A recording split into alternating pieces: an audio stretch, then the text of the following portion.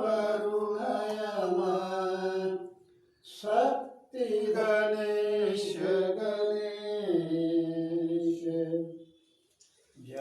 जगृपालु सर्वज्ञ को वीरनारद मुनि ज्ञान ताको तहु पादितै मोमयि मिथ्यावान वै जिहि जाने बिन जगत मनहु जेवरि साप न सई भुजग जग जिहि लहै सो हम आपे आप बोध चाहि जाको सुकृति भजत राम निष्काम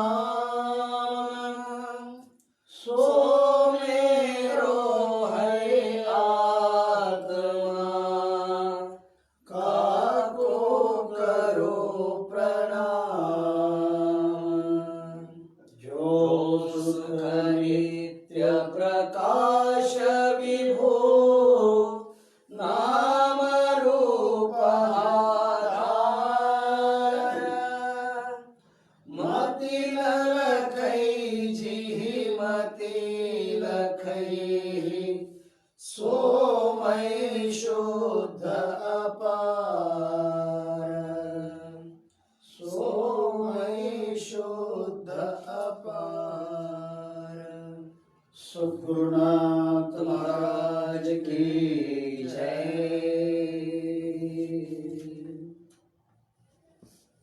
परम पूज्य प्रातस्मरणीय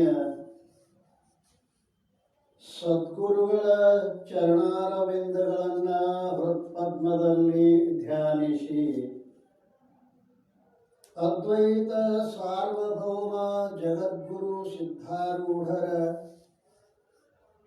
ಬ್ರಹ್ಮವಿದ್ಯಾ ಸಂಪ್ರದಾಯ ಕರ್ತೃಗಳಾದ ಸಮಸ್ತ ಋಷಿ ಮುನಿ ಸಂತ ಶರಣರ ಚರಣಾರವಿಂದಗಳಲ್ಲಿ ಅಭಿವಂದಿಸಿ ಗ್ರಂಥಕರ್ತರಾದ ಪೂಜ್ಯ ಸಾಧು ಶ್ರೀ ನಿಶ್ಚಲದಾಸಜಿ ಅವರ ಪಾವನ ಪಾದಾರವಿಂದಗಳಲ್ಲಿ ಹಣೆ ಮನೆದು ಆತ್ಮೀಯರೇ, ಪ್ರಸ್ತುತ ಚಿಂತನದ ವಿಷಯ ಶ್ರೀ ವಿಚಾರ ಸಾಗರ. ವಿಚಾರ ಸಾಗರದ 5ನೆಯ ತರಂಗದಲ್ಲಿ ನಿನ್ನಿನ ದಿವಸ 259ನೆಯ ವಿಷಯಾಂಕದಲ್ಲಿ 259ನೆಯ ವಿಷಯಾಂಕದಲ್ಲಿ ಸ್ಥೂಲ ಬ್ರಹ್ಮಾಂಡಾದಿಗಳ ಉತ್ಪತ್ತಿಯನ್ನು ಚಿಂತನೆ ಮಾಡ್ತಾ ಬಂದಿದ್ದೇವೆ. ಹಿಂದೆ ಪಿಂಡಾಂಡದ ಉತ್ಪತ್ತಿಯನ್ನು ಹೇಳಿ ಈಗ ಬ್ರಹ್ಮಾಂಡದ ಉತ್ಪತ್ತಿಯನ್ನು ಹೇಳ್ತಾ ಇದ್ದಾರೆ. ನಿನ್ನೆ ಹೇಳಿದ್ದೇವೆ ಬ್ರಹ್ಮಾಂಡ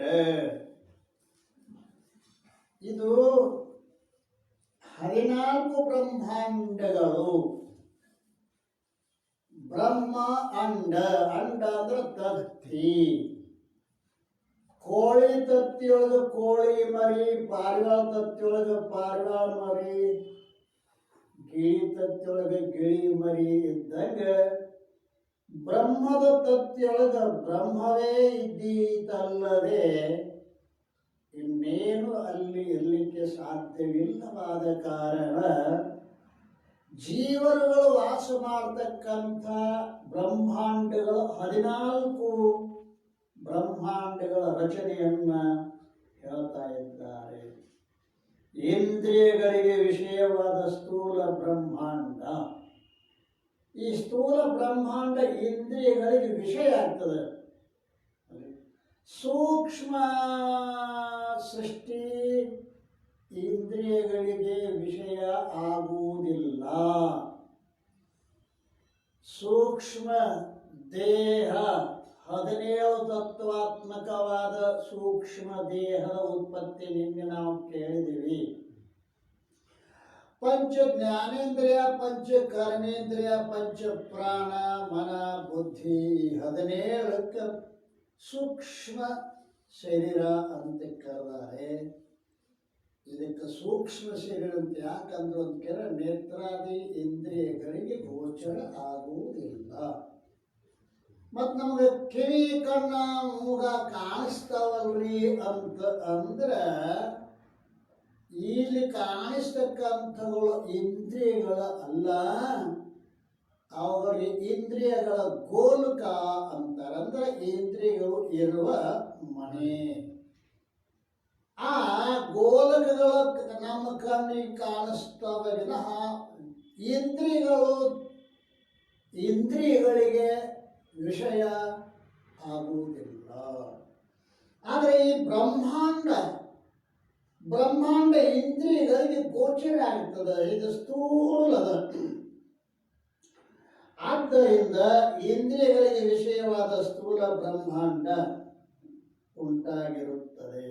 ಬ್ರಹ್ಮಾಂಡದ ಅಂತರ್ಗತವಾದ ಭೂಲೋಕ, ಭೋರ್ಲೋಕ, ಸ್ವರ್ಲೋಕ, ಮಹರ್ಲೋಕ, ಜನಲೋಕ, ತಪಲೋಕ ಹಾಗೂ ಸತ್ಯಲೋಕಗಳೆಂಬ 7 ಭುವನಗಳು ಊರ್ಧ್ವಲೋಕಗಳುಂಟಾದವು. ಮ್ಯಾಲ 7 ಲೋಕಗಳು ಆಗ್ಯಾವ. ಅದರಂತೆ ಕೆಳಗೆ 7 ಲೋಕಗಳನ್ನು ಹೇಳ್ತಾರೆ. ಅತಲ, ಸುತಲ, ಪಾತಾಳ, ವಿಕಲ, ರಸಾತಲ, ತಲಾತಲ ಮತ್ತು ಮಹಾತಲ ಎಂಬ 7 ಲೋಕಗಳು ಅಧೋಲೋಕಗಳು ಉಂಟಾದವು. ಆ 14 ಲೋಕಗಳಲ್ಲಿ ಜೀವನಗಳ ಭೋಗಕ್ಕೆ ಯೋಗ್ಯಗಳಾದ ಅನ್ನ ಮೊದಲಾದಗಳು ಮತ್ತು ಭೋಗದ ಸ್ಥಾನಗಳಾದ ದೇವ, ಮನುಷ್ಯ, ಪಶು ಮೊದಲಾದ ಸ್ಥೂಲ ಶರೀರಗಳು ಉಂಟಾದವು. ಈಶ್ವರನ ಸಂಕಲ್ಪದಿಂದ ಅಲ್ಲಿ ಇರ್ತಕ್ಕಂಥ ಜೀವನಗಳಿಗೆ ಭೋಗಕ್ಕೆ ಯೋಗ್ಯಗಳಾದ ಅನ್ನ, ಪರಮಾತ್ಮ ಬರ ಜೀವಿಗಳನ್ನು ಮಾತ್ರ ಸೃಷ್ಟಿ ಮಾಡಿಲ್ಲ. ದಯಾಳುವಾದ ಭಗವಂತ ಜೀವಿಗಳಿಗೆ ಬೇಕಾಗಿರ್ತಕ್ಕಂಥ ಅನ್ನ ಮೊದಲಾದ ಭೋಗದ ಸ್ಥಾನಗಳು, ಭೋಗದ ವಸ್ತುಗಳು, ಭೋಗದ ಸ್ಥಾನಗಳು ಯಾವುವು ಅಂತಂದ್ರೆ ದೇವ ಶರೀರ, ಮನುಷ್ಯ ಶರೀರ, ಪಶು ಮೊದಲಾದ ಸ್ಥೂಲ ಶರೀರಗಳು ಉಂಟಾದವು. ಶರೀರಕ್ಕೆ ಇದಕ್ಕೆ ಭೋಗಮಯ ಅಂತಾರಲ್ಲ, ಭೋಗದ ಸ್ಥಾನ ಅಂತ ಕರೀತಾರೆ. ಸಂಕ್ಷೇಪವಾಗಿ ಈ ರೀತಿ ಸೃಷ್ಟಿಯ ನಿರೂಪಣವನ್ನು ಮಾಡಲಾಯಿತು. ಯಾಕೆ ಅಂತ ಕೇಳಿದರೆ ಮಾಯೆ ಕಾರ್ಯದ ವಿಸ್ತಾರವನ್ನು ನಿರೂಪಣೆ ಮಾಡುತ್ತಾ ಹೋದರೆ ಕೋಟಿ ಬ್ರಹ್ಮದೇವರ ಆಯುಷ್ಯ ಆದರೂ ಕೂಡ ಮಾಯೆಯಿಂದ ನಿರ್ಮಿಸಲ್ಪಟ್ಟ ಪದಾರ್ಥಗಳ ನಿರೂಪಣೆ ಮಾಡುವುದು ಮುಗಿಯುವುದಿಲ್ಲ. ಅಂದ್ರೆ ಬಹಳ ಆಳವಾಗಿರ್ತಕ್ಕಂಥ ವಿಚಾರದ ಇದು ಮಾಯೆ ನಿರ್ಮಿಸಲ್ಪಟ್ಟ ಪದಾರ್ಥಗಳ ನಿರೂಪಣೆಯನ್ನ ಅದು ಕೋಟಿ ಬ್ರಹ್ಮದೇವರ ಆಯುಷ್ಯ ಪಡ್ಕೊಂಡು ಬಂದರೂ ಕೂಡ ಅದು ಮುಗಿಯುವುದಿಲ್ಲ. ವಿಜ್ಞಾನಿಗಳು ಎಂದಿನಿಂದ ಏನೇನ ಶೋಧ ಮಾಡಾಕಿದ್ದಾರೆ. ಅವ್ರು ಶೋಧ ಮಾಡಿದ್ದು ಎಲ್ಲಿ ಅಲ್ಪ, ಆದರೆ ಸಂಪೂರ್ಣವನ್ನೆಲ್ಲ ನಾನು ಈ ಮಾಯೆಯ ಕರ್ಮವಾಗಿರ್ತಕ್ಕಂಥ ಮಾಯೆಯಿಂದ ನಿರ್ಮಿತವಾಗಲ್ಪಟ್ಟಂಥ ಪದಾರ್ಥಗಳನ್ನ ಸಂಪೂರ್ಣ ನಾನು ನಿರೂಪಣೆ ಮಾಡ್ತೀನಿ ಅಂತ ಹೇಳಕ್ಕಾದ್ರೆ 1 ಕೋಟಿ ಬ್ರಹ್ಮದೇವರ ಆಯುಷ್ಯ ಆದರೂ ಕೂಡ ಮುಗಿಯುವುದಿಲ್ಲ ತಮ್ಮ. ಅದಕ್ಕೆ ಸಂಕ್ಷಿಪ್ತವಾಗಿ ಹೇಳಿದೀವಂತಾರ. ಮತ್ತು ಇದ್ರೊಳಗೆ ಇನ್ನೊಂದು ಉದ್ದೇಶ ಏನದ, ಇದು ಸತ್ಯ ಅಂತ ಹೇಳುವ ಅಭಿಪ್ರಾಯ ಇಲ್ಲ. ಈ ಬ್ರಹ್ಮಾಂಡಗಳಾಗಲಿ ಈ ಪಿಂಡಾಂಡಗಳಾಗಲಿ ಸತ್ಯ ಅಲ್ಲ. ಇವುಗಳ ಆರೋಪ ಮತ್ತು ಅಪವಾದದ ಮೂಲಕವಾಗಿ ಅಧಿಷ್ಠಾನವಾದ ಬ್ರಹ್ಮದ ಜ್ಞಾನ ಆಗಲಿ ಅಂತ ಹೇಳಿ ಸಂಕ್ಷಿಪ್ತವಾಗಿ ಹೇಳ್ಕೊಂಡು ಬಂದೀವಿ. ಇದನ್ನು ವಾಲ್ಮೀಕಿ ಮಹರ್ಷಿಗಳು ತಮ್ಮ ಇತಿಹಾಸಗಳಿಂದ ಯೋಗ ವಾಸಿಷ್ಠದಲ್ಲಿ ಕೂಡ ನಿರೂಪಣೆ ಮಾಡಿಕೊಂಡು ಬಂದಿದ್ದಾರೆ. ಆದ್ದರಿಂದ ಇದನ್ನು ನಾವು ಸಂಕ್ಷಿಪ್ತವಾಗಿ ಹೇಳಿಕೊಂಡು ಬಂದೀವಿ. ಇನ್ನು 260ನೇ ವಿಷಯಾಂಕ 260ನೇ ವಿಷಯಾಂಕದಲ್ಲಿ ಪಂಚಕೋಶಗಳು ಮತ್ತು ಆತ್ಮನ್ನು ಆಚ್ಛಾದನ ಮಾಡುವುದು.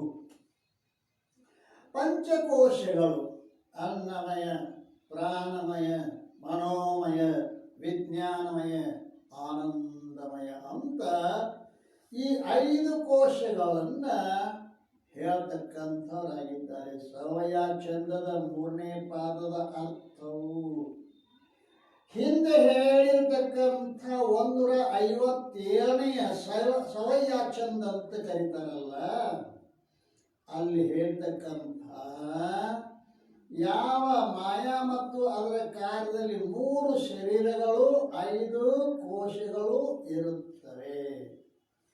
ಮಾಯ ಅದರ ಕಾರ್ಯ ಇವು 3 ಶರೀರಗಳನ್ನು ರಚನೆ ಮಾಡಿದ, 5 ಕೋಶಗಳನ್ನು ರಚನೆ ಮಾಡಿದೆ. ಅವುಗಳು ಒಂದೊಂದು ಹೇಳ್ತಾರೆ. ಈಗ ಶುದ್ಧ ಸತ್ವಗುಣ ಸಹಿತವಾದ ಮಾಯೆ ಈಶ್ವರನ ಕಾರಣ ಶರೀರ. ಜೀವನಿಗೆ ಹಂಗ 5 ಕೋಶಗಳು ಅದಾವೆ, ಆಗ ಈಶ್ವರನಿಗೂ ಕೂಡ 5 ಕೋಶಗಳನ್ನು ಹೇಳ್ತಾ ಇದ್ದಾರೆ. ಈಶ್ವರನ 5 ಕೋಶಗಳಲ್ಲಿ ಏನ್ರಿ ಕಾರಣ ಶರೀರ ಯಾವುದು? ಈಶ್ವರನ 3 ಶರೀರಗಳಲ್ಲಿ. ಈಶ್ವರನಿಗೂ 3 ಶರೀರ, 5 ಕೋಶಗಳವರಿದ್ದಾರೆ. ಈಶ್ವರನಿಗೆ 3 ಶರೀರಗಳ ಕಾರಣ ಶರೀರ ಯಾವುದು? ಶುದ್ಧ ಸತ್ವಗುಣ ಸಹಿತವಾದ ಮಾಯೆ, ಅದು ಈಶ್ವರನ ಕಾರಣ ಶರೀರ. ಜೀವನ ಕಾರಣ ಶರೀರ ಯಾವುದೇ? ಮಲಿನ ಸತ್ವಗುಣ ಸಹಿತವಾದ ಅವಿದ್ಯೆಯ ಅಂಶ ಏನದ ಅಲ್ಲ, ಅದು ಜೀವನ ಕಾರಣ ಶರೀರ. ಇದನ್ನು ನಾವು ಜೀವರಾಗಿರ್ತಕ್ಕಂಥವರು ಸುಷುಪ್ತಿ ಅವಸ್ಥೆಯಲ್ಲಿ ಕಾರಣ ಶರೀರ, ಸ್ವಪ್ನಾವಸ್ಥೆಯಲ್ಲಿ ಸೂಕ್ಷ್ಮ ಶರೀರ, ಜಾಗ್ರ ಅವಸ್ಥೆಯಲ್ಲಿ ಸ್ಥೂಲ ಶರೀರ. ಸ್ಥೂಲ, ಸೂಕ್ಷ್ಮ, ಕಾರಣ ಅಂತ 3 ಶರೀರಗಳಲ್ಲಿ ಜೀವನ ಕಾರಣ ಶರೀರ ಯಾವುದು ಅಂತ ಕೇಳಿದರೆ ಮಲಿನ ಸತ್ವಗುಣ ಸಹಿತವಾದ ಅವಿದ್ಯೆಯ ಅಂಶ. ಅದು ಜೀವನ ಕಾರಣ ಶರೀರ ಅಂತ ಹೇಳಲ್ಪಡುತ್ತದೆ. ಮುಕ್ತರ ಶರೀರದ ಆರಂಭಕವಾದ 5 ಸೂಕ್ಷ್ಮ ಭೂತಗಳು ಮನ, ಬುದ್ಧಿ, ಚಿತ್ತ, ಅಹಂಕಾರ, ಪಂಚ ಪ್ರಾಣಗಳು, ಪಂಚ ಕರ್ಮೇಂದ್ರಿಯಗಳು ಹಾಗೂ ಪಂಚ ಜ್ಞಾನೇಂದ್ರಿಯಗಳು ಇವಿಷ್ಟು ಕೂಡಿ ಜೀವನ ಸೂಕ್ಷ್ಮ ಶರೀರ. ಜೀವನ ಸೂಕ್ಷ್ಮ ಶರೀರ ಅಂತ ಅಂದ್ರ ಪಂಚ ಪ್ರಾಣ, ಪಂಚ ಕರ್ಮೇಂದ್ರಿಯ, ಪಂಚ ಜ್ಞಾನೇಂದ್ರಿಯ 15 ಅಲ್ಲ. ಇಲ್ಲಿ ಮನ, ಬುದ್ಧಿ, ಚಿತ್ತ, ಅಹಂಕಾರ ಅಂತ ಕೆಲವು ಕಡೆ 19 ಹೇಳ್ತಾರೆ, ಕೆಲವು ಕಡೆ 17 ಅಂತ ಹೇಳ್ತಾ ಇದ್ದಾರೆ. ಯಾವುದು? ಇದಕ್ಕೆ ಸೂಕ್ಷ್ಮ ಜೀವನ ಸೂಕ್ಷ್ಮ ಶರೀರ. ಸರ್ವ ಜೀವನ ಸೂಕ್ಷ್ಮ ಶರೀರ ಎಲ್ಲವೂ ಕೂಡಿಕೊಂಡು ಈಶ್ವರನ ಸೂಕ್ಷ್ಮ ಶರೀರವಾಯಿತು. ಅಂದ್ರೇನು? ವ್ಯಷ್ಟಿ ಸೂಕ್ಷ್ಮ ಶರೀರ ಜೀವಂದು, ಸಮಷ್ಟಿ ಸೂಕ್ಷ್ಮ ಶರೀರ ಈಶ್ವರನು. ಎಲ್ಲ ಶರೀರಗಳು ಕೂಡಿ, ಎಲ್ಲ ಸೂಕ್ಷ್ಮ ಶರೀರಗಳು ಜೀವರ ಎಲ್ಲ ಸೂಕ್ಷ್ಮ ಶರೀರಗಳು ಕೂಡಿ ಈಶ್ವರನಿಗೆ ಒಂದು ಸೂಕ್ಷ್ಮ ಶರೀರ ಅಂತ ತಿಳ್ಕೋಬೇಕು. ಇನ್ನು ಸಂಪೂರ್ಣ ಸ್ಥೂಲ ಬ್ರಹ್ಮಾಂಡ ಏನಾಯ್ತಲ್ಲ, ಅದು ಈಶ್ವರನ ಸ್ಥೂಲ ಶರೀರ. ಈಶ್ವರ ಈಶ್ವರನಿಗೆ ಸ್ಥೂಲ ಶರೀರ, ಸೂಕ್ಷ್ಮ ಶರೀರ, ಕಾರಣ ಶರೀರ ಹೇಳಿದ್ರು.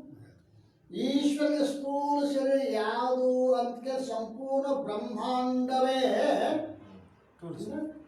ಸ್ಥೂಲ ಶರೀರ. ಮ್ಯಾಲಿನ 7 ಲೋಕ, ಕೆಳಗಿನ 7 ಲೋಕ ಎಲ್ಲ ಸೇರಿ ಇದು ಏನು ಬ್ರಹ್ಮಾಂಡ ಐತಲ್ಲ, ಇದಕ್ಕೆ ನಾವು ಈಶ್ವರನ ಸ್ಥೂಲ ಶರೀರ ಅಂತ ಕರಿತೀವಿ. ಈಶ್ವರನ ಸೂಕ್ಷ್ಮ ಶರೀರ ಯಾವುದು ಅಂತ ಕೇಳಿದ್ರೆ ಎಲ್ಲ ಜೀವಿಗಳ ಸಮಷ್ಟಿ ಸೂಕ್ಷ್ಮ ದೇಹ ಕೂಡಿ ಈಶ್ವರನ ಸೂಕ್ಷ್ಮ ದೇಹ ಆಗ್ತದೆ. ಹಾಗೆ ಈಶ್ವರನ ಕಾರಣ ಶರೀರ ಯಾವುದು ಅಂತ ಕೇಳಿದ್ರೆ ಶುದ್ಧ ಸತ್ವಗುಣ ಮಾಯೆ, ಅಥವಾ ಎಲ್ಲ ಜೀವರ ಕಾರಣ ಶರೀರಗಳು ಒಟ್ಟಾಗಿ ಸೇರಿ ಸಮಷ್ಟಿ ಜೀವನ ಕಾರಣ ಶರೀರವೇ ಈಶ್ವರನ ಕಾರಣ ಶರೀರ. ಈ ರೀತಿಯಾಗಿ ಸಂಪೂರ್ಣ ಸ್ಥೂಲ ಬ್ರಹ್ಮಾಂಡ ಈಶ್ವರ ಸ್ಥೂಲ ಶರೀರ ಆಯಿತು. ಜೀವರುಗಳ ವ್ಯಷ್ಟಿ ಸ್ಥೂಲ ಶರೀರವು ಪ್ರಸಿದ್ಧವಿರುತ್ತವೆ. ನಮ್ಮ ಜೀವರುಗಳ ಸ್ಥೂಲ ಶರೀರ ಪ್ರಸಿದ್ಧನ ಅದ 25 ತತ್ವಗಳಿಂದ ಯುಕ್ತವಾದದ್ದು ಸ್ಥೂಲ ಶರೀರ. ಇದಕ್ಕೆ ಪ್ರಸಿದ್ಧವಾಗಿ ಅದೇ. ಈ 3 ಶರೀರಗಳಲ್ಲಿಯೇ ಪಂಚಕೋಶಗಳು ಇರುತ್ತವೆ. 3 ಶರೀರಗಳಲ್ಲಿ ಪಂಚಕೋಶಗಳು ಅವು ಯಾವ? ಅನ್ನಮಯ ಕೋಶ, ಪ್ರಾಣಮಯ ಕೋಶ, ಮನೋಮಯ ಕೋಶ, ವಿಜ್ಞಾನಮಯ ಕೋಶ, ಆನಂದಮಯ ಕೋಶ. ಇದರೊಳಗೆ ಜೀವನದ ವ್ಯಷ್ಟಿ ಸ್ಥೂಲ ಶರೀರ ಪ್ರಸಿದ್ಧವಾಗಿರ್ತದೆ. ಈ 3 ಶರೀರಗಳು ಪಂಚಕೋಶಗಳಿರ್ತವೆ. ಕಾರಣ ಶರೀರಕ್ಕೆ ಆನಂದಮಯ ಕೋಶವೆಂದು ಹೇಳುತ್ತಾರೆ. ಕಾರಣ ಶರೀರ ನಾವೆಲ್ಲ ಗಾಢವಾದ ನಿದ್ರೆಯಲ್ಲಿ ಸುಷುಪ್ತಿ ಅವಸ್ಥೆಯಲ್ಲಿ ನಾವು ಆನಂದವನ್ನು ಅನುಭವ ಮಾಡ್ತಾ ಇದ್ದೇವೆ. ಇದು ಕಾರಣ ಶರೀರ. ಇದಕ್ಕೆ ಆನಂದಮಯ ಕೋಶ ಅಂತ ಕರೀತಾರೆ. ಅಲ್ಲಿ ದುಃಖದ ಸಂಬಂಧನೇ ಇಲ್ಲ. ಅದಾನೇನು ದುಃಖ? ನಿದ್ರೆಯೊಳಗೆ ದುಃಖದ ಸಂಬಂಧನೇ ಇಲ್ಲ. ಆ ನಿದ್ರೆಯ ಯಾವ ಕಾರಣ ಶರೀರ ಏನೈತಲ್ಲ ಅದಕ್ಕೆ ನಾವು ಆನಂದಮಯ ಕೋಶ ಅಂತ ಕರೆದಾರೆ. ಇನ್ನು 2, 3, 4 2, 3, 4 ಅಂತ ಅಂದ್ರೆ ಪ್ರಾಣಮಯ, ಮನೋಮಯ, ವಿಜ್ಞಾನಮಯ. ವಿಜ್ಞಾನಮಯ, ಮನೋಮಯ, ಪ್ರಾಣಮಯ ಈ 3 ಕೋಶಗಳು ಸೇರಿ ಸೂಕ್ಷ್ಮ ಶರೀರದಲ್ಲಿರುತ್ತವೆ. ಸೂಕ್ಷ್ಮ ಶರೀರದಾಗ 3 ಕೋಶದವ. ಸ್ಥೂಲ ಶರೀರ 1 ಕೋಶದ, ಕಾರಣ ಶರೀರ 1 ಕೋಶದ. 5 ಇಲ್ಲ. ಈ ರೀತಿಯಾಗಿ ಪಂಚ ಜ್ಞಾನೇಂದ್ರಿಯ ಸಹಿತವಾಗಿ ನಿಶ್ಚಯ ರೂಪ ಅಂತಃಕರಣ ವೃತ್ತಿಯಾದ ಬುದ್ಧಿಯು ವಿಜ್ಞಾನಮಯ ಕೋಶ. ಬುದ್ಧಿಗೆ ಏನಂತಾರೆ? ವಿಜ್ಞಾನಮಯ ಕೋಶ. ಆದ್ದರಿಂದ ಇಲ್ಲಿ ಹೇಳ್ತಕ್ಕಂಥದ್ದೇನು? ಪಂಚಕೋಶಗಳು 3 ಶರೀರಗಳಲ್ಲಿ ಅಡಕವಾಗಿರುತ್ತವೆ. ಪರಮಾರ್ಥ ಗೀತೆಯಲ್ಲಿ ಶ್ರೀಮನ್ ನಿಜಗುಣ ಶಿವಯೋಗಿಗಳು ಈ ಪಂಚಕೋಶಗಳನ್ನು ವಿವರಣೆ ಮಾಡ್ತಾ ಇದ್ದಾರೆ ಪುಣ್ಯಾತ್ಮರು. ಮತ್ತೀತನು ಐದಂ ಕೋಶವನು ಪತ್ತಿಹುದೇ ನೀ ನರಿಯಂತವನು. ಮತ್ತೀತನು ಐದಂ ಕೋಶವನು ಪತ್ತಿಹುದ ನೀ ಅರಿ ಇಂತಹನು. ಅನ್ನಮಯಂ ತನು ತಾನೆನಿಸಿರ್ಕು ನನ್ನಿ ಅದಕ್ಕೆ ಜರೆ ಮರಣಂ ತೋರ್ಕು. ನಿಜಗುಣರ ಪಾಂಡಿತ್ಯ ನೋಡ್ರಿ. ಯಾವ್ಯಾವ ಶರೀರಕ್ಕೆ ಏನೇನ ಅದಾವ ಅನ್ನೋದನ್ನು ಕೂಡ ಹೇಳ್ತಾರೆ. ಯಾವ ಕೋಶಕ್ಕೆ ಏನದ. ಅನ್ನಮಯಂ ತನು ತಾನೆನಿಸಿರ್ಕು. ಅನ್ನಮಯ ಸ್ಥೂಲ ಶರೀರ. ಯಾವ ಶರೀರ ಅನ್ನದ ರಸದಿಂದ ತಾಯಿಯ ಗರ್ಭದಲ್ಲಿ ಪಿಂಡ ರೂಪವಾಗಿ ಭೂಮಿಗೆ ಬಂದ ಬಳಿಕ ಅನ್ನಮಯ ಅನ್ನ ರೂಪವಾದ ತಾಯಿಯ ಎದೆ ಹಾಲನ್ನೇ ಕುಡಿದು ಬೆಳೆದು ಕೊನೆಯಲ್ಲಿ ಸತ್ತ ನಂತರದಲ್ಲಿ ಅನ್ನಮಯ ಪೃಥ್ವಿಯಲ್ಲಿ ಯಾವುದು ಹೂಳಲ್ಪಡುತ್ತದೆಯೋ ಇದಕ್ಕೆ ಅನ್ನಮಯ ಕೋಶ ಅಂತ ಕರೀತಾರೆ. ಅದನ್ನ ಅನ್ನಮಯಂತೂ ತನು ತಾನೆನಿಸಬೇಕು. ಸ್ಥೂಲ ಶರೀರವೇ ಅನ್ನಮಯ. ನನ್ನಿಯದಿಕೆ ಜರೆ ಮರಣಂ ತೋರ್ಕು. ಸತ್ಯವಾಗಿಯೂ ಅದಕ್ಕೆ ಜರೆ ಮರಣ. ಜರೆ ಅಂದ್ರೆ ಮುಪ್ಪು, ಮರಣ. ಮುಪ್ಪು ಮರಣಗಳು ಈ ಅನ್ನಮಯ ಕೋಶಕ್ಕೆ ತಪ್ಪಿದ್ದಲ್ಲ. ಆಯ್ತಾ? ಹಸುಗಳು ಪ್ರಾಣಮಯಂ ನೀ ನೋಡು, ಖುಷಿಯ ನೀರಡಿಕೆಗೆ ತಾನೀಡು. ಯಾವುದು? ಪ್ರಾಣಮಯ ಕೋಶಕ್ಕೆ. ಹಸುಗಳು ಪ್ರಾಣಮಯಂ ನೀ ನೋಡು. ಹಸುಗಳು 5 ಏನು 5 ಪ್ರಾಣಗಳು. ಪ್ರಾಣ, ಅಪಾನ, ಸಮಾನ, ಉದಾನ. ಹಸುಗಳು ಪ್ರಾಣಮಯಂ ನೀ ನೋಡು, ಹಸಿವು ನೀರಡಿಕೆಗೆ ತಾನೀಡು. ಹಸಿವು ನೀರಡಿಕೆ ಯಾವುದಕ್ಕ? ಪ್ರಾಣಮಯ ಕೋಶ. ಪ್ರಾಣಮಯ ಕೋಶ ಯಾವುದರಿಂದ ತಿಳಿಸ್ಕೊಳ್ತದೆ ಅಂತ ಕೇಳ. ಹಸಿವು ನೀರಡಿಕೆಗಳಿಂದ ಪ್ರಾಣಮಯ ಕೋಶ ತಿಳಿಸ್ಕೊಳ್ತದೆ. ಮುಪ್ಪು ಮರಣಗಳಿಂದ ಅನ್ನಮಯ ಕೋಶ ತಿಳಿಸ್ಕೊತದೆ. ಎಲ್ಲಿ ಮುಪ್ಪು ಮರಣದವ ಅಲ್ಲಿ ನಾದನಂತ ಹೇಳ್ತದ ಅನ್ನಮಯ ಕೋಶ. ಎಲ್ಲಿ ಹಸಿವು ತ್ರಸಗಳದಾವ ಅಲ್ಲಿ ನಾ ಇದ್ದೇನೆ ಅಂತ ಹೇಳ್ತದ ಪ್ರಾಣಮಯ ಕೋಶ. ಮನವೇ ಮನೋಮಯ ಕೋಶವೆನಿಕ್ಕು, ಜನಿ ಪರಿವರ್ಧಕ್ಕೆ ಅದು ಗುರಿಯಕ್ಕೂ. ಮನವೇ ಮನಸ್ಸೇ ಮನೋಮಯ ಕೋಶ. ಅದು ಎದರಿಂದ ತಿಳಿತತಿ ಅಂತ ಕೇಳ. ಅರಿವರ್ಗ. ಅಲ್ಲಿ ಕಾಮ, ಕ್ರೋಧ, ಮೋಹ, ಮದ, ಮತ್ಸರ ಇತ್ಯಾದಿಗಳೇನ 6 ವಿಕಾರಗಳದಾವೇನಲ್ಲ, ಅದರಿಂದ ನೀವು ನಿಮ್ಮ ಮನೋಮಯ ಕೋಶವನ್ನು ತಿಳಿದುಕೊಳ್ಳಿರಿ. ಎಲ್ಲಿ ಕಾಮ ಉತ್ಪತ್ತಿಯಾಗ್ತದೆ, ಯಾವಲ್ಲಿ ಕ್ರೋಧದ, ಯಾವಲ್ಲಿ ಲೋಭದ, ಯಾವಲ್ಲಿ ಮೋಹದ, ಯಾವುದರಲ್ಲಿ ಮತ್ಸರದ, ಅದನ್ನು ಗುರುತಿಸು. ಅದುವೇ ಮನೋಮಯ ಕೋಶ ಅಂತ ತಿಳ್ಕೋ. ಮನೋಮಯ ಕೋಶವು ಯಾವುದರಿಂದ ತಿಳಿಸಲ್ಪಡುತ್ತದೆ ಅಂತ ಕೇಳಿದ್ರೆ ಕಾಮ ಕ್ರೋಧಾದಿಗಳಿಂದ ಮನೋಮಯ ಕೋಶವು ಅರಿಸಿಕೊಳ್ಳುತ್ತಿದೆ. ಬುದ್ಧಿಯ ವಿಜ್ಞಾನಮಯಂ ಕೇಳು, ಸಿದ್ಧವದಕ್ಕೆ ಮೋಹಂ ಬಲುಗೋಳು. ಬುದ್ಧಿಗೆ ವಿಜ್ಞಾನಮಯ ಕೋಶ ಅಂತಾರೆ.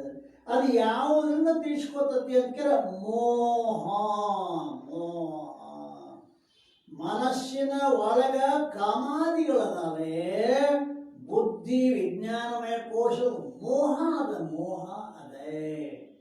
ಇನ್ನು ಪ್ರಕೃತಿ ಆನಂದಮಯಂ ನೋಡು. ಪ್ರಕೃತಿ ಅಂದ್ರೆ ಅವಿದ್ಯೆ. ಪ್ರಕೃತಿ ಅಂದ್ರೆ ಅವಿದ್ಯೆ. ಪ್ರಕೃತಿಯ ಆನಂದಮಯಂ ನೋಡು. ವಿಕೃತಿ ವಿಹಂಗಳಿಗೆ ಅದು ಗೂಡು. ಆನಂದಮಯ ಕೋಶ ಇದು ಯಾವುದು ಅಂತ ಕೇಳ. ಅವಿದ್ಯೆ.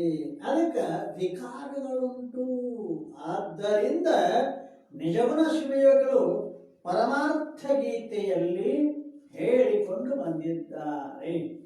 ಅದನ್ನಿಲ್ಲಿ ಪಂಚ ಜ್ಞಾನೇಂದ್ರಿಯ ಸಹಿತವಾದ ನಿಶ್ಚಯರೂಪ ಅಂತಃಕರಣ ವೃತ್ತಿಯಾದ ಬುದ್ಧಿ ಅದು ವಿಜ್ಞಾನಮಯ ಕೋಶ. ಅದು ವಿಜ್ಞಾನಮಯ ಕೋಶ. ಪಂಚ ಜ್ಞಾನೇಂದ್ರಿಯ ಅಂದ್ರೆ ಶ್ರೋತ್ರ, ತ್ವಚ, ನೇತ್ರ, ಜೀವ. ಈ ಪಂಚ ಜ್ಞಾನೇಂದ್ರಿಯ ಸಹಿತವಾಗಿರ್ತಕ್ಕಂತಹ ನಿಶ್ಚಯ ರೂಪವಾದ ಯಾವ ಅಂತಃಕರಣ ಐತಲ್ಲ, ಬುದ್ಧಿ ರೂಪವಾದ ಯಾವ ಅಂತಃಕರಣ ಐತಲ್ಲ, ಆ ಬುದ್ಧಿಯು ವಿಜ್ಞಾನಮಯ ಕೋಶ ಅಂತ ತಿಳ್ಕೋ. ಪಂಚ ಜ್ಞಾನೇಂದ್ರಿಯ ಸಹಿತವಾದ ಬುದ್ಧಿ ವಿಜ್ಞಾನಮಯ ಕೋಶ ಅಂತ. ಪಂಚ ಜ್ಞಾನೇಂದ್ರಿಯ ಸಹಿತವಾದ ಸಂಕಲ್ಪ ವಿಕಲ್ಪ ಅಂತಃಕರಣ ವೃತ್ತಿ ಮನಸ್ಸೇನದ ಅಂತ ಕೇಳ. ಅದು ಮನೋಮಯ ಕೋಶ ಅಂತ ಕರೀತಾರೆ. ಪಂಚ ಜ್ಞಾನೇಂದ್ರಿಯ ಹಾಗೂ ಮನಸ್ಸು ಇವೆರಡು ಕೂಡಿಸಲಿಕ್ಕೆ ಏನಂತ ಕರೆದ್ರೆ ಮನೋಮಯ ಕೋಶ. ಇನ್ನ ಪ್ರಾಣಮಯ ಕೋಶ ಯಾವುದು? ಪಂಚ ಕರ್ಮೇಂದ್ರಿಯ ಸಹಿತವಾದ ಪಂಚ ಪ್ರಾಣ ಏನದಾವಲ್ಲ ಅದಕ್ಕೆ ಪ್ರಾಣಮಯ ಕೋಶ ಅಂತ ಕರೀತಾರೆ. ಇವು ಮೂರು ಸೂಕ್ಷ್ಮ ದೇಹದಲ್ಲಿ ಯಾವ್ಯಾವು? ಸೂಕ್ಷ್ಮ ದೇಹದಲ್ಲಿ ಯಾವ್ಯಾವುದಪ್ಪ ಅಂತ ಕೇಳಿದ್ರೆ ವಿಜ್ಞಾನಮಯ ಕೋಶ, ಮನೋಮಯ ಕೋಶ ಮತ್ತು ಪ್ರಾಣಮಯ ಕೋಶ. ಇವು ಮೂರು ಸೂಕ್ಷ್ಮ ದೇಹದಲ್ಲಿ ಅದಾವೆ. ಸ್ಥೂಲ ಶರೀರಕ್ಕೆ ಅನ್ನಮಯ ಕೋಶವೇ ಅಂತ ಹೇಳುತ್ತಾರೆ. ಸ್ಥೂಲ ಶರೀರ 25 ತತ್ವಾತ್ಮಕವಾಗಿರ್ತಕ್ಕಂಥ ಸ್ಥೂಲ ಶರೀರವೇ ಅನ್ನಮಯ, ಅನ್ನದ ಸ್ವರೂಪ.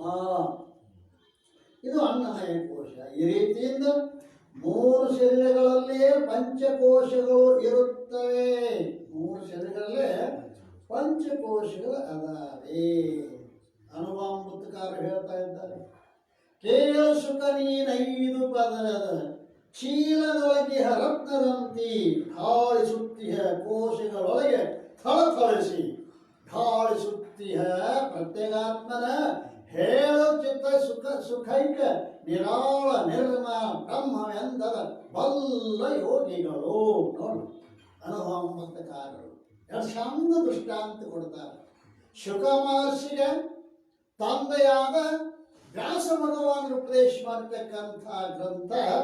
ಅದಕ್ಕೆ ಏನಂತಾರೆ ಅಂತ ಕೇಳಿದ್ರೆ ಅನುಭವಾಮೃತ. ಅಲ್ಲಿ ಹೇಳ್ತಾರೆ, ಕೇಳು ಶುಕ ನೀನೈದು ಪದರದ ಚೀಲದೊಳಗೆ ರತ್ನದಂತಿ ಢಾಳಿಸುತ್ತಿಹ ಕೋಶಗಳೊಳಗೆ ಥಳಿಸಿ. ಯಾವ ರೀತಿ 5 ಪದರದ ಚೀಲ ರತ್ನದ ತಿಳ್ಕೊರಿ. ಆ 5 ಪದರದ ಚೀಲದೊಳಗೆ ರತ್ನ ಹ್ಯಾಂಗ ಥಳಥಳ ಹೊಳಿತೈತೋ, ಕೇಳು ಸುಖ ನೀನೈದು ಪದರದ ಚೀಲದೊಳಗೆ ರತ್ನದಂತಿ ಢಾಳಿಸುತ್ತಿಹ ಕೋಶಗಳೊಳಗೆ ಥಳಥಳಿಸಿ ಢಾಳಿಸುತ್ತಿಹ ಪ್ರತ್ಯೇಕಾತ್ಮನ ಹೇಳುವರು ಚಿತ್ಸುಕೈಕ್ಯ ನಿರಾಳ ನಿರ್ಗುಣ ಬ್ರಹ್ಮವೆಂದದ ಬಲ್ಲ ಯೋಗಿಗಳು.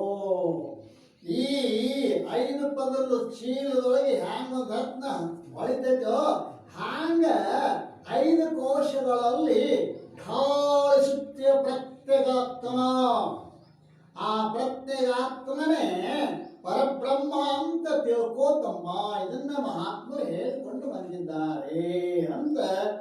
ಯಾವ ರೀತಿಯಾಗಿ ಅತ್ಯಂತ ಕಿಮ್ಮತ್ತಿನ ವಸ್ತುವನ್ನ ನೀವು ಒಳಗ ಒಳಗ ಒಳಗ ಒಳಗ ಹ್ಯಾಂಗ ಮುಚ್ಚಿಗ ಇಟ್ಟಿರ್ತೀರಲ್ಲ ಗುಪ್ತವಾಗಿ, ಹಾಗೆ ಪ್ರಜ್ಞೆಗಾತ್ಮನೆಂಬ ಒಂದು ಮಹಾನ್ ರತ್ನದ ಅದನ್ನ 5 ಕೋಶಗಳೊಳಗೆ ಪ್ರಾಣಮಯ ಅನ್ನಮಯ ಕೋಶದ ಒಳಗೆ ಹೋಗು, ಪ್ರಾಣಮಯ ಕೋಶದ ಒಳಗೆ ಹೋಗು, ಅದೇ ಮನೋಮಯ ಕೋಶದ ಒಳಗೆ ಹೋಗು, ವಿಜ್ಞಾನಮಯ ಕೋಶದ ಒಳಗೆ ಹೋಗು, ಆನಂದಮಯ ಕೋಶದ ಆಚೆ ಕಡೆ ಏನದಲ್ಲ ಢಾಳಿಸುತ್ತಿಯ ಪ್ರತ್ಯೇಗಾತ್ಮ ಹೇಳುವರು ಸಚ್ಚಿತ್ ಸುಖೈಕ ನಿರಾಳ ಬ್ರಹ್ಮವೆಂದದ ಬಲ್ಲ ಯೋಗಿಗಳು.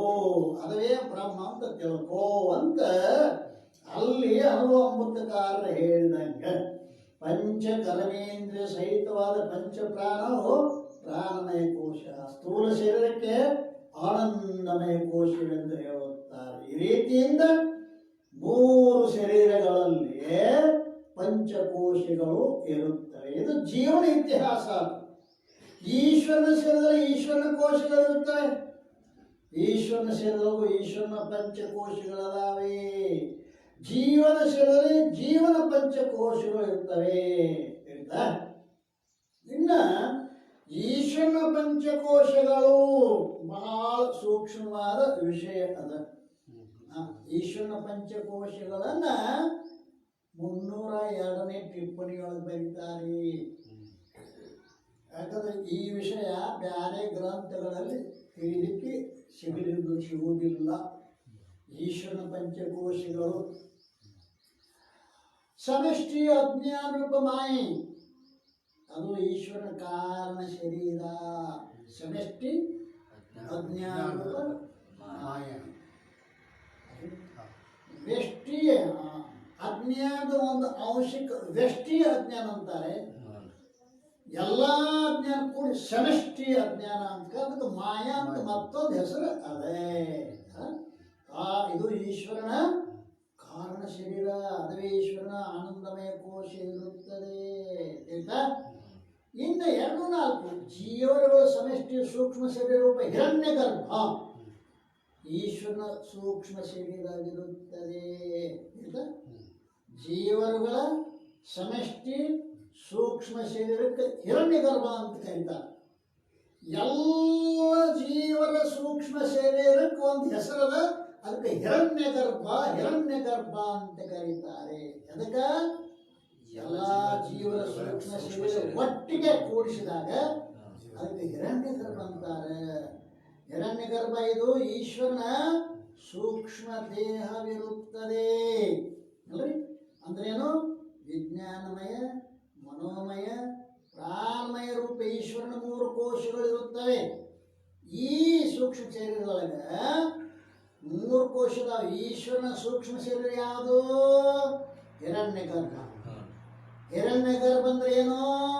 ಎಲ್ಲ ಜೀವಿಗಳ ಸೂಕ್ಷ್ಮ ಶರೀರ, ಅದು ಹಿರಣ್ಯ ಗರ್ಭ. ಅದು ಈಶ್ವರನ ಸೂಕ್ಷ್ಮ ಶರೀರ ಆಯ್ತು.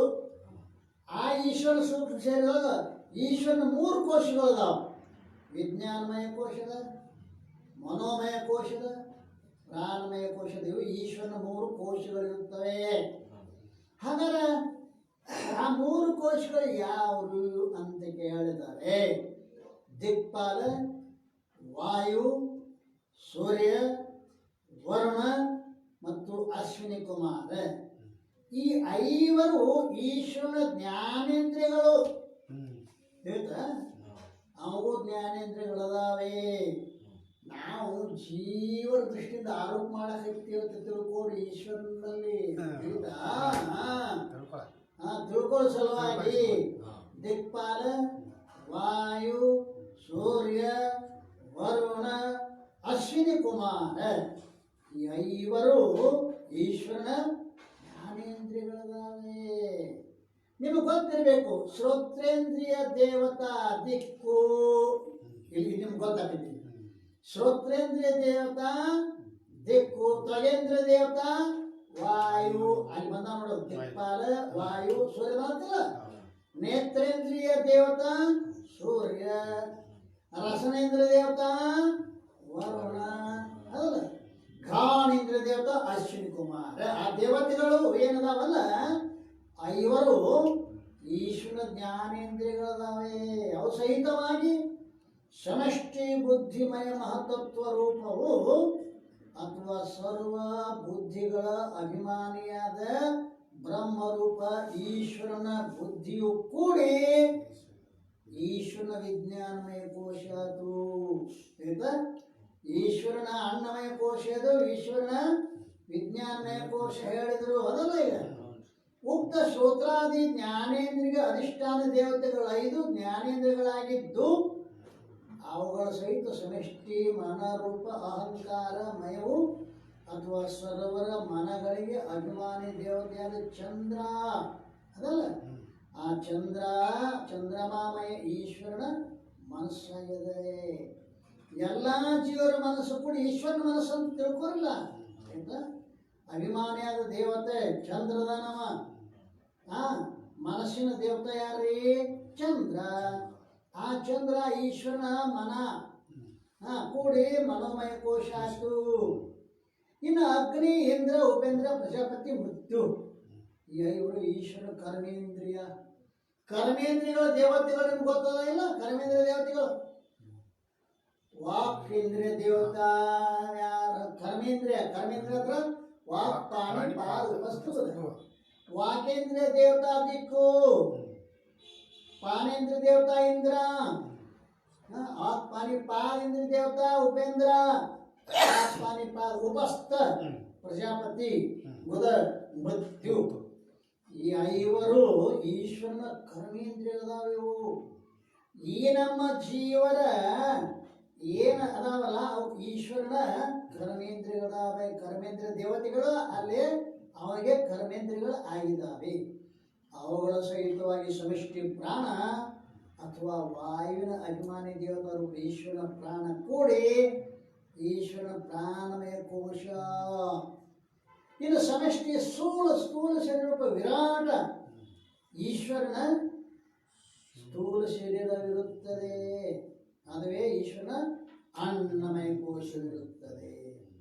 ಹೇಗೆಂದರೆ ಜೀವರುಗಳ ಶರೀರದಲ್ಲಿ ಜೀವರುಗಳ ಕೋಶದವ ಅವು ಹೇಗಿರುತ್ತವೆ ಅಂದರೆ ಕೋಶಾಕಾರವೆಂಬ ಕ್ರಿಮಿ ಜಾಲಿ ಮುಳ್ಳಿನಿಂದ ರಚಿಸಲ್ಪಟ್ಟ ಗ್ರಹರೂಪ ಕೋಶದಂತೆ ಇದ್ದು ಜೀವನ ದೃಷ್ಟಿಯಿಂದ ಅವನ ನಿಜರೂಪವಾದ ಪ್ರತ್ಯೇಗಾತ್ಮನ ಹೇಗೆ ಆಚ್ಛಾದನ ಮಾಡಿರುವವು. ಜೀವನ ಪಂಚಕೋಶಗಳು ಜೀವನ ಸ್ವರೂಪವಾದ ಆತ್ಮ ಪ್ರತ್ಯೇಗಾತ್ಮನ ಮರಿ ಮಾಡಿದವು. ಅದರಂತೆ ಈಶ್ವರನ ಶರೀರಗಳಲ್ಲಿ ಯಾವ ಕೋಶಗಳದಾವಲ್ಲ ಅವು ಈಶ್ವರನ ದೃಷ್ಟಿಯಿಂದ ಅವನ ನಿಜರೂಪವನ್ನು ಬ್ರಹ್ಮವನ್ನು ಆಚ್ಛಾದನ ಮಾಡಿರುವುದಿಲ್ಲ. ಅದಲ್ರಿ ನಾವು ಮಾತ್ರ ಆಚ್ಛಾದನ ಮಾಡ್ಯಾವ ಆತ್ಮನನ್ನು. ಅವನು ಪಂಚಕೋಶಗಳು ಮತ್ತ ಅವನಿಗೆ ಆಚ್ಛಾದನ ಮಾಡ್ಯಾವ ಅಂತ ತಿಳ್ಕೊಂಡಿರಿ ಎಲ್ಲ. ಮತ್ತೇನಂದ್ರೆ ಕೇವಲ ಜೀವನ ದೃಷ್ಟಿಯಿಂದ ಬ್ರಹ್ಮನನ್ನು ಆಚ್ಛಾದನ ಮಾಡಿರುತ್ತಾರೆ. ಜೀವನಿಗೆ ನಮಗೆ ಅವನಿಗೆ ಆಚ್ಛಾದನ ಮಾಡಿದ ತತ್ಪದದ ಲಕ್ಷ್ಯ ರೂಪವಾಗಿರ್ತಕ್ಕಂಥದ್ದು ಆ ಯಾವ ಮಾಯಾ ಐತಲ್ಲ, ತತ್ಪದದ ಮಾಯನ್ನು ಬಿಟ್ಟು ಕೇವಲ ತತ್ಪದಕ್ಕೆ ಮಾಯೆ ಆವರಣ ಮಾಡಿದ, ಪದಾರ್ಥಕ್ಕೆ ಅವಿದ್ಯೆ ಆವರಣ ಮಾಡಿದ. ಇದು ಜೀವನ ದೃಷ್ಟಿಯಿಂದ. ಯಾಕಂದ್ರೆ ಈಶ್ವರಿಗೆ ಆವರಣವೇ ಇಲ್ಲ. ಯಾಕ?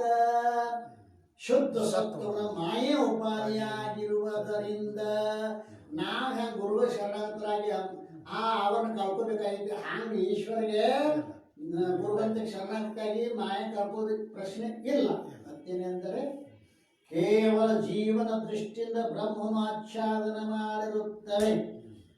ಆದ್ದರಿಂದ ಜೀವನಿಗೆ ವ್ಯಷ್ಟಿ ಪಂಚಕೋಶಗಳಿಂದ ಯಾವ ಪ್ರಕಾರ ಪ್ರತ್ಯೇಗಾತ್ಮನ ವಿವೇಚನೆ ಮಾಡುವುದು ಕರ್ತವ್ಯ ಇರುತ್ತದೆಯೋ ಅದಂತೆ ಸಮಷ್ಟಿ ಕೋಶದಿಂದ ಬ್ರಹ್ಮವನ್ನ ವಿವೇಚನೆ ಮಾಡುವುದು ಜೀವನಿಗೆ ಅಷ್ಟೇ ಕರ್ತವ್ಯ ಆಗಿದೆ ವಿನಃ ಈಶ್ವರನಿಗೆ ಆ ಒಂದು ಅಭಾವವಿರುವುದರಿಂದ ಅವನು ನಿತ್ಯ ಮುಕ್ತದಾನೆ, ಅವನಿಗೆ ಸ್ವಲ್ಪ ಕರ್ತವ್ಯ ಇಲ್ಲ. ಜೀವನೇ ಈಶ್ವರನ ಸ್ವರೂಪವನ್ನ ಮುಚ್ಚಿರ್ತಕ್ಕಂಥ ಮಾಯೆಯನ್ನು ಕಳ್ಕೋಬೇಕಾದ ಜೀವನ ಕರ್ತವ್ಯ. ಜೀವನೇ ಆರೋಪ ಮಾಡ್ಯಾನ, ತತ್ಪದಕ್ಕೆ ಆರೋಪ ಮಾಡಿದ ಜೀವ, ತತ್ಪದ ಆರೋಪ ಮಾಡಿದ ಜೀವ. ಆದ್ದರಿಂದ ಜೀವನಿಗೆ ಕರ್ತವ್ಯ ಅದ. ಪಂಚಕೋಶಗಳೊಳಗಿರುವ ಆತ್ಮನ ಶೋಧನೆ ಮಾಡುವುದು ಜೀವನಿಗೆ ಕರ್ತವ್ಯದ, ಆದರೆ ಈಶ್ವರನಿಗೆ ಕರ್ತವ್ಯ ಇಲ್ಲ ಅಂತ ಹೇಳಿದ್ರು. ಖಡ್ಗದವರೆಗೆ ಕೋಶವೆಂದು ಹೆಸರು, ಬೇಕಾದಾಗ ಬರೀ ಖಡ್ಗದವರೆಗೆ ಕೋಶವೆಂದು ಹೆಸರು. ವರೆಯು ಖಡ್ಗವನ್ನು ಯಾವ ಪ್ರಕಾರ ಮುಚ್ಚಿರುತ್ತದೆಯೋ ಅದರಂತೆ ಪಂಚಕೋಶಗಳು ಆತ್ಮನ ಸ್ವರೂಪವನ್ನು ಆಚ್ಛಾದನ ಮಾಡಿರುತ್ತವೆ. ಆದ್ದರಿಂದ ಅನ್ನಮಯಕ್ಕೂ ಮೊದಲಾದವು ಕೋಶವೆಂದು ಹೇಳಲ್ಪಡುತ್ತದೆ ಅಲ್ಲ. ಯಾವ ರೀತಿ ಖಡ್ಗದ ವರೆ ಅಂತೇನು ಹೇಳ್ತೀವಲ್ಲ, ಆ ವರಿ ಏನ್ ಮಾಡ್ತೈತಿ? ಖಡ್ಗವನ್ನ ಕಾಣದಂಗ ಮುಚ್ಚಿರ್ತದ. ಅದಕ್ಕೆ ಹಾಂಗ ಆತ್ಮನನ್ನ ಪಂಚಕೋಶಗಳು ಮುಚ್ಚಿರುತ್ತವೆ, ಆಚ್ಛಾದನ ಮಾಡಿರುತ್ತವೆ. ಇನ್ನೊಂದು ಸಮಸ್ಯೆ ಬರಬಹುದು. ಯಾವುದೇ ಒಂದು ವಸ್ತುವನ್ನು ಮುಚ್ಚಬೇಕಾತು ಅಂದರೆ ಮುಚ್ಚಿಸಿಕೊಳ್ಳುವ ವಸ್ತುವಿನಿಂತಲೂ ಮುಚ್ಚುವ ವಸ್ತು ದೊಡ್ಡದಿರ್ಬೇಕಾಗ್ತದೆ. ಒಂದು ಮುಚ್ಚಬೇಕಾಯ್ತು ಒಂದು ವಸ್ತು, ಆ ಒಂದು ಗಡಿಗೆ ಮುಚ್ಚಬೇಕಾಯ್ತು, ಆ ಗಡಿಗೆಗಿಂತ ದೊಡ್ಡದು ಅದಕ್ಕೆ ಆವರಣ ಬೇಕಾಗತ್ತಲ್ಲ. ಹಾಗಾದ್ರೆ ಪಂಚಕೋಶಗಳು ಆತ್ಮನ ಮುಚ್ಚಾವ ಅಂದ್ರ ಪಂಚಕೋಶಗಳು ಆತ್ಮನಿಗಿಂತಲೂ ದೊಡ್ಡದಾವೇನಂತ ಅಂದೀರಿ. ಏನು ಆತ್ಮಕತೆ ಇಲ್ಲ. ಒಂದು ವಸ್ತು ಮುಚ್ಚಬೇಕಾದ್ರೆ ಅದಕ್ಕಿಂತ ದೊಡ್ಡ ವಸ್ತು ಬೇಕಲ್ಲ. ಈಗ ಆತ್ಮನ ಮುಚ್ಚಾವ ಅಂತ ಹೇಳ್ತೇವೆ ಪಂಚಕೋಶಗಳು. ಆತ್ಮಕ್ಕಿಂತ ದೊಡ್ಡದಾವ ಅಂತ ಎಲ್ಲ ತಿಳಿಯಬಡದಂತೆ ಮಾಡೋದಕ್ಕೆ ಮುಚ್ಚಾವ ಅಂತ ಹೇಳೋದು. ಮುಚ್ಚಾವ ಅಂದ್ರೇನು? ನಾವು ಕೌದಿ ಹೊತ್ಕೊಂಡು ಹಂಗ ಅರ್ಥ ಅಲ್ಲ. ಏಕ ನಾವು ಕೌದಿ ಹೊತ್ಕೋಬೇಕಾದ್ರೆ ಕೌದಿ ನಮ್ಗಿಂತ ದೊಡ್ಡದಿರ್ಬೇಕಿಲ್ಲ. ಹಂಗ ಪಂಚಕೋಶಗಳು ಆತ್ಮನಿಗಿಂತ ದೊಡ್ಡ ಅಂತ ತಿಳ್ಕೋಬಾರದು. ಕಾಲು ಹುಡ್ದಂಗ್ ಮಾಡ್ಯಾವ, ತಿಳಿ ಹುಡ್ದಂಗ್ ಮಾಡ್ಯಾವ, ಮತ್ತೇನಿಲ್ಲ. ತಿಳಿಗೊಡ್ದಂಗೆ ಮಾಡಿರೋದ್ರಿಂದ ಅನೇಕ ದರ್ಶನಕಾರರು ಆ ಒಳಗಿರುವ ಆತ್ಮ ತಿಳಿಯಲಾರ್ದನೆ ಕೆಲವರು ಅನ್ನಮಯ ಕೋಶವೇ ಆತ್ಮ ಅಂತ ತಿಳ್ಕೊಂಡ್ರು, ಕೆಲವರು ಪ್ರಾಣಮಯ ಕೋಶವೇ ಆತ್ಮ ಅಂತ ತಿಳ್ಕೊಂಡ್ರು, ಕೆಲವರು ಮನೋಮಯ ಕೋಶವೇ ಆತ್ಮ ಅಂತ ತಿಳ್ಕೊಂಡ್ರು, ಕೆಲವು ಮಂದಿ ವಿಜ್ಞಾನಮಯ ಕೋಶವೇ ಆತ್ಮ ಅಂತ ತಿಳ್ಕೊಂಡ್ರು, ಕೆಲವು ಮಂದಿ ಆನಂದಮಯ ಕೋಶವೇ ಆತ್ಮ ಅಂತ ತಿಳ್ಕೊಂಡ್ರು. ಯಾಕ ಅದನ್ನ ಒಳಗೆ ಹೋಗಿ ನೋಡುವ ತಾಕತ್ತಿರ್ಬೇಕಾಗಿ ಈ ರೀತಿ ಆತ್ಮನ ಸ್ವರೂಪನ ಆಚ್ಛಾದನ ಮಾಡಿರುತ್ತೇವೆ. ಆದ್ದರಿಂದ ಅನ್ನಮಯ ಮೊದಲಾದವಳಿ ಕೋಶವೆಂದು ಹೇಳುತ್ತಾರೆ. ಅದನ್ನು ಅನೇಕ ಮಂದಮತಿಗಳಾದ ಪುರುಷರು ಅನಾತ್ಮ ಪದಾರ್ಥಗಳಾದ ಯಾವ ಪಂಚಕೋಶಗಳಿರೋ ಅವುಗಳಲ್ಲಿ ಒಬ್ಬೊಬ್ಬರು ಒಂದೊಂದು ಆತ್ಮವೆಂದು ಒಂದೊಂದನ್ನು ಆತ್ಮವೆಂದು ಗ್ರಹಿಸಿ ಮುಖ್ಯ ಸಾಕ್ಷಿಯಾದ ಆತ್ಮಸ್ವರೂಪವನ್ನು ಅಲ್ಲಿ ವಿಮುಖರಾಗಿದ್ದಾರೆ. ಆದ್ದರಿಂದ ಅನ್ನಮಯ ಕೋಶಾದಿಗಳು ಆತ್ಮಸ್ವರೂಪನು ಆಚ್ಛಾದನ ಮಾಡಿರುತ್ತವೆ ಅಂತ ಆಚ್ಛಾದನ ಮಾಡಿ ಹಿಂಗೆ ಹೇಳಿದ್ವಿ. ತಿಳಿಗೊಡ್ದಂಗೆ ಮಾಡ್ಯಾವ ಅಂಥೇಳಿ ನಾವು ಹಿಂಗೆ ಹೇಳಿದ್ದೀವಿ ಅಂತ ಅಭಿಪ್ರಾಯ ಅದ. ಇಲ್ಲಿ ವಿರೋಚನ ಸಿದ್ಧಾಂತ ವಿರೋಚನ ಅಂತಕ್ಕಂಥವ ಇವ ಅನ್ನಮಯ ಕೋಶವೇ ಆತ್ಮ ಅಂತಂತಾನೆ. ಇಂದ್ರ ಮತ್ತು ವಿರೋಚನ. ಇಂದ್ರ ಅಂದ್ರೆ ದೇವತೆಗಳ ಅಧಿಪತಿ, ವಿರೋಚನದ ರಾಕ್ಷಸರ ಅಧಿಪತಿ. ಇವರಿಬ್ರು ಕೂಡಿಸಿ ಪ್ರಜಾಪತಿ ಅಂತ ಹೋದ್ರು. ಏನ್ ತಿಳಕ ಆತ್ಮ ತಿಳ್ಕೋಬೇಕಂತ ಹೇಳಿ ಪ್ರಜಾಪತಿ ಒಂದು ಉಪಾಯದಿಂದ ಅವ್ರಿಗೆ ಉಪದೇಶ ಮಾಡ್ತಾನೆ. ಏನು ಉಪದೇಶ ಮಾಡ್ತಾನೆ? ಒಂದು ನೀರಿನ ಪಾತ್ರೆನ ಅವ್ರ ಮುಂದೆ ಇಟ್ಟರು. ಇಟ್ಟೇನಂದ ನೋಡ್ಕೊಳ್ಳೋದ್ರೊಳಗೆ ಅಂದ. ಅವ್ರಿಬ್ರು ನೋಡಿದ್ರು, ಪ್ರತಿಬಿಂಬ ಕಾಣಿಸ್ತು. ಆ ಪ್ರತಿಬಿಂಬಕ್ಕೆ ಬಿಂಬವಾದದ್ದೇ ಆತ್ಮ. ಏನ್ ಹೇಳಿದ್ರವ? ಪ್ರತಿಬಿಂಬಕ್ಕೆ ಬಿಂಬವಾದದ್ದೇ ಆತ್ಮ. ಅದು ಹೆಂಗದ ಅಂತರ ಅಜರ ಅಮರ. ಅಜರ ಅಮರ. ಅದು ಹೆಂಗೈತೆ ಅಂತಾರ? ಅಜರ ಅಂದ್ರೆ ಜಡ ಇಲ್ಲ, ಮುಪ್ಪಿಲ್ಲ. ಅಮರ ಅಂದ್ರೆ ಸಾವು ಇಲ್ಲ. ಇದನ್ನು ತಿಳ್ಕೊಳ್ಳಿಲ್ಲ ನಾವು ವಿರೋಚನ. ಈ ಪಾತ್ರೆಯೊಳಗೆ ಮುಖ ಇಟ್ಟು ನೋಡಿದ ಏನು ಕಾಣಿಸ್ತು? ಅವ ಮುಖ ಕಾಣಿಸ್ತಿಲ್ಲ. ಇದವೇ ಆತ್ಮ ಅಂತ ತಿಳ್ಕೊಂಡ. ಬಿಂಬವೇ ಪ್ರತಿಬಿಂಬಕ್ಕ ಯಾವ ಬಿಂಬ ಅದೇ ಆತ್ಮ. ಆದ್ರೆ ಇನ್ನೊಂದು ಯಾರು ಹೇಳಂಗಿಲ್ಲ, ಆ ಆತ್ಮ ಹೆಂಗದನ ಅಜರ ಅಮರ. ಅದಲ್ಲ ಅಜರ ಅಮರ. ಆ ಅಜರ ಅಮರ ಅನ್ನೋದು ನಾವು ಕಲ್ಪನಾಕ ಬರಲಿಲ್ಲ ಅದು. ಆದ್ರೆ ಇಂದ್ರ ವಿಚಾರ ಮಾಡಿದ, ಈ ಬಿಂಬಕ್ಕೆ ಪ್ರತಿಬಿಂಬಕ್ಕೆ ಬಿಂಬವಾದಂಥ ಶರೀರ ಏನೋ ಹೌದು, ಮತ್ತು ಅವರು ಅಜರ ಅಮರ ಅಂದಾರಲ್ಲ, ಇದು ಜರ ಮರಣದಿಂದ ಕೂಡಿಕೊಂಡದಲ್ಲ ಅಂತ ಪುನಃ ಹೋಗಿ ವಿಚಾರ ಮಾಡ್ತಾ ನಮ್ಮ ಅದರೊಳಗಿರೋದ ಆತ್ಮ ಎಲ್ಲಿ ಕರ್ಕೊಂಡ್ರು? ಅನ್ನಮಯಕ್ಕಿತ್ತು ಪ್ರಾಣಮಯ, ಪ್ರಾಣಮಯಕ್ಕಿತ್ತು ಮನೋಮಯ, ಬುದ್ಧಮಯ, ವಿಜ್ಞಾನಮಯ, ಆನಂದಮಯ. ಆದ್ರೆ ಆಚೆ ಕಡೆ ಅವ ಪುನಃ ಹೋಗಿ ಪಂಚಕೋಶಗಳ ಅತೀತವಾಗಿದ್ದು ಆತ್ಮ ಅಂತ ಅವ ಎಂದು ತಿಳ್ಕೊಂಡ. ಪರಂತು ಇವೇನು ತಿಳ್ಕೊಂಡ? ವಿರೋಚನ ಈ ಶರೀರವೇ ಆತ್ಮ ಅಂದ್ರೇನು? ಅನ್ನಮಯವೇ ಆತ್ಮ ಅಂತ ತಿಳ್ಕೊಂಡಿದ್ದಾನೆ ಪುಣ್ಯಾತ್ಮ. ಎಷ್ಟು ಜನ ಪಾಮರರಿರುವರೋ ಅವರೆಲ್ಲರೂ ವಿರೋಚನ ಮತದ ಅನುಸಾರಿಯಾಗಿ ಸ್ಥೂಲ ಶರೀರ ಅನ್ನಮಯವೇ ಆತ್ಮ ಎಂದು ತಿಳ್ಕೊಂಡಿದ್ದಾರೆ. ಬಹುಶಃ ನಾವು ಅದರ ಪಕ್ಷದವ್ರಿದ್ದಂಗೆ ಕಾಣಿಸ್ತದೆ. ನಾವು ಸ್ಥೂಲ ಶರೀರ ನನ್ನ ಸ್ವರೂಪ ಅಂತ ತಿಳ್ಕೊಂಡಿವಲ್ಲ, ಈ ಪಾಮರರು ಅಲ್ಲ. ಇವರೆಲ್ಲ ವಿರೋಚನ ಸಿದ್ಧಾಂತದೊಳಗಿನವರು ಅಂತ ತಿಳ್ಕೋಬೇಕು. ಯಾಕೆ ಜನ ಶರೀರವೇ ಆತ್ಮ ಅಂತ ತಿಳ್ಕೊಂಡಾರೆ ಅವರೆಲ್ಲರೂ ರಾಕ್ಷಸರು ಅಂತ ತಿಳಿಬೇಕಾಗ್ತದೆ. ವಿರೋಚನ ಅಂದ್ರೆ ರಾಕ್ಷಸರು ಆತ್ಮ ಎಂದು ಹೇಳುತ್ತಾರೆ. ಮತ್ತು ಅವರು ಈ ಪ್ರಕಾರ ಯುಕ್ತಿಯನ್ನು ಹೇಳುತ್ತಾರೆ. ಅಲ್ಪ ಅನ್ನಮಯ ಕೋಶಕ ಆತ್ಮ ಅಂತ ಹೆಂಗತ್ತಿ ನೀನು? ಯುಕ್ತಿ ಏನು?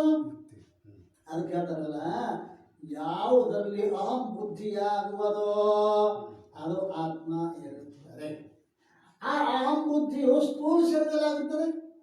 ನಾನು ನಾನು ಅನ್ನೋ ಅಹಂ ಬುದ್ಧಿ ಯಾವುದ್ರಲ್ಲಿ ಐತಿ ಅದುವೇ ಆತ್ಮ.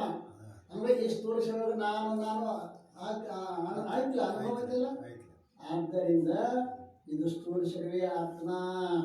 ನಾನು ಮನುಷ್ಯನಿದ್ದೇನೆ, ನಾನು ಬ್ರಾಹ್ಮಣಿದ್ದೇನೆ, ಈ ಪ್ರಕಾರವಾಗಿ ಸರ್ವ ಪ್ರತೀತಿ ಆಗುತ್ತದೆ. ನಾನು ಮನುಷ್ಯದನು, ನಾನು ಬ್ರಾಹ್ಮಣದನು ಅಂತ ಎಲ್ಲರಿಗೂ ಅನುಭವ ಐತಿಲ್ಲ. ಆದ್ದರಿಂದ ಇದುವೇ ಆತ್ಮ. ಮನುಷ್ಯತ್ವ ಬ್ರಾಹ್ಮಣತ್ವಗಳು ಸ್ಥೂಲ ಶರೀರದಲ್ಲಿಯೇ ಇರುತ್ತವೆ. ಆದ್ದರಿಂದ ಸ್ಥೂಲ ಶರೀರವು ಆ ಬುದ್ಧಿಗೆ ವಿಷಯವಾಗುವುದರಿಂದ ಅದುವೇ ಆತ್ಮವಾಗಿರುತ್ತದೆ.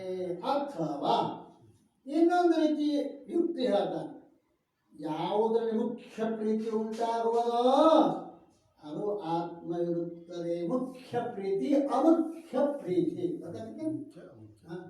ಮಗ ಮತ್ತು ಮಗನ ಗೆಳೆಯ ಬಂದಾರೆ ಮನೆಗೆ.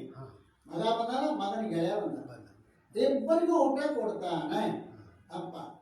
ಇಬ್ಬರಿಗೂ ಊಟ ಕೊಡ್ತಾನಂದ್ರ ಇಬ್ಬರ ಮ್ಯಾಗ ಪ್ರೇಮ ಐತೆ ಅಂದಂಗೆ.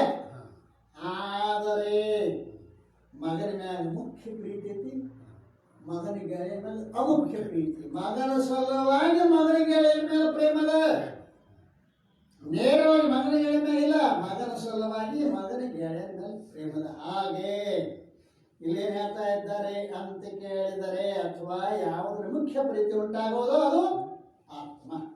ಸ್ತ್ರೀ, ಪುತ್ರ, ಧನ, ಪಶು ಮೊದಲಾದಗಳು ಸ್ಥೂಲ ಶರೀರಕ್ಕೆ ಉಪಕಾರಿಗಳಾಗಿದ್ದರೆ ಮಾತ್ರ ಅವುಗಳಲ್ಲಿ ಪ್ರೀತಿ ಉಂಟಾಗುತ್ತದೆ. ಎಲ್ಲ ಸಲುವಾಗಿ ಇವೆಲ್ಲ ಸ್ಥೂಲ ಶರೀರವಾಗಿ ಇವೆಲ್ಲ. ಒಂದು ವೇಳೆ ಸ್ಥೂಲ ಶರೀರಕ್ಕೆ ಅಪಕಾರಿಗಳಾಗಿದ್ದರೆ ಪ್ರೀತಿ ಉಂಟಾಗುವುದಿಲ್ಲ. ಸ್ಥೂಲ ಶರೀರಕ್ಕೆ ಅವ್ರು ಹೊಂದ್ಕೊಂಡಿಲ್ಲ ಅಂದ್ರೆ ಏನಾಗೋದಿಲ್ಲ, ಅವ್ರಿಗೆ ಅವರು ಪ್ರೀತಿ ಆಗುವುದಿಲ್ಲ. ಯಾವುದರ ನಿಮಿತ್ತವಾಗಿ ಅನ್ಯ ಪದಾರ್ಥಗಳ ಪ್ರೀತಿ ಉಂಟಾಗುತ್ತದೆಯೋ ಅಂತ ಸ್ಥೂಲ ಶರೀರದಲ್ಲಿ ಮುಖ್ಯ ಪ್ರೀತಿ ಇರುತ್ತದೆ. ಆದ್ದರಿಂದ ಸ್ಥೂಲ ಶರೀರವೇ ಆತ್ಮ. ಶರೀರಕ್ಕೆ ಇವೆಲ್ಲ ಉಪಕಾರಿಯಾಗಿರುವುದರಿಂದ ಈ ಶರೀರವೇ ಆತ್ಮ. ಸ್ಥೂಲ ಶರೀರಕ್ಕೆ ವಸ್ತ್ರ, ಭೂಷಣ, ಅಂಜನ ಮಜ್ಜನಗಳಿಂದ, ನಾ ಪ್ರಕಾರದ ಭೋಜನಾದಿಗಳಿಂದ, ಶೃಂಗಾರಾದಿಗಳಿಂದ ಪೋಷಣ ಮಾಡುವುದೇ ಪರಮ ಪುರುಷಾರ್ಥ. ಇದನ್ನ ಚಂದಂಗೆ ವಸ್ತ್ರಗಳಿಂದ ಇದನ್ನು ಶೃಂಗಾರ ಮಾಡ್ರಿ, ಅಂಜನ ಮಜ್ಜನಾದಿಗಳಿಂದ ಇದನ್ನ ಶಿಸ್ತಾಗಿ ಉಣಿಸ್ರಿ, ತಿನ್ನಿಸ್ರಿ ಅಲ್ರಿ. ಸಾಲ ಮಾಡಿ ತುಪ್ಪ ತಿನ್ರಿ, ಕೇಳಕ್ ಬಂದ್ರೆ ನಾಲ್ಕು ಒದಿರಿ ಅಂತ ನಾವು ಯಾರಿಲ್ಲ. ಅನ್ನಮಯ ಕೋಶ ಯಾವ ಆತ್ಮ ಅಂತಕ್ಕಂಥವು ವಿರೋಚನ. ಇದು ಅಸುರರಿಗೆ ಶ್ರೀರಾಮ ಪೋಷಣ, ಇದು ಅಸುರರಿಗೆ ಒಡೆಯನಾದ ವಿರೋಚನನ ಸಿದ್ಧಾಂತವಿರುತ್ತದೆ. ಈ ರೀತಿಯಾಗಿ ಆ ಸ್ಥೂಲ ಶರೀರವೇ ಆತ್ಮ ಅಂತ ಹೇಳ್ಯಾನೆ ವಿರೋಚನ ಸಿದ್ಧಾಂತ. ಇನ್ನು ಕೆಲವರು ಇಂದ್ರಿಯ ಆತ್ಮವಾದಿಗಳು ಅದಾರೆ. ಆ ಇಂದ್ರಿಯ ಆತ್ಮವಾದಿಗಳು ಏನು ಹೇಳ್ತಾರೆ ಅನ್ನೋದನ್ನ ನಾಳೆ ದಿವಸ ಚಿಂತನೆ ಮಾಡೋಣ. ಸದ್ಗುರುನಾಥ ಮಹಾರಾಜ